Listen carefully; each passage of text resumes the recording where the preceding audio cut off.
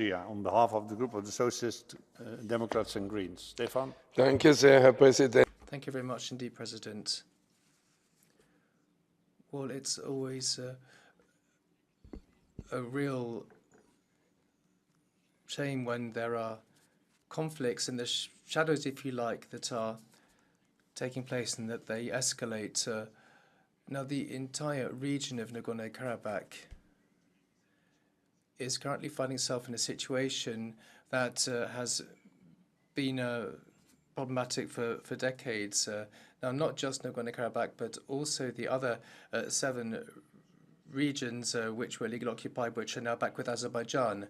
And Azerbaijan should therefore be should be more generous for all these reasons, because this peace agreement, this trilateral agreement that 3 presidents signed, that's the presidents of the Russian Federation, Armenia and Azerbaijan signed on the 10th of November 2020. And this should have caused an exchange of prisoners of war, and Russian peacekeeping forces were provided for 5 years as a result of this agreement. And there are 2 passages of access, if you like. One is to Nagorno-Karabakh, and the other link is to enclaves in Ichivan, which is also separated. Now, this would all be fine, of course, and it worked for quite some time, and there were convoys that traveled to the enclaves, accompanied by Russian peacekeeping troops. And then what happened, and in the middle of December 2022, there were ecological activists, or dressed up as ecological activists, blocked the Lachine corridor. And ever since then, we have a humanitarian disaster on our hands, with food, with medicines, energy and services, and family reunion. All this has been stopped, and humanitarian aid provided by the Red Cross and Russian peacekeeping troops is really not enough, far from it.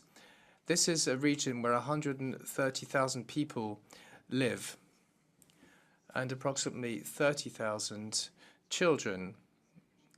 And let me make an appeal to the Azeri delegation. No one is calling into question the fact that Nagorno-Karabakh is part of the Azerbaijani territory, but you also have responsibility for lives in this region. And the International Court of Justice of the United Nations this year stated quite clearly it should be possible to travel to the enclave once again. And so I would like to launch an appeal once again with regard to the supply of energy and gas, which has been cut. This must stop. It should be restored. And it should be possible, the repairs should be made that need to be made. So I'd like to make an appeal to the Azerbaijani delegation, and would like to ask them to focus on the humanitarian side of things and to be generous. Thank you very much indeed.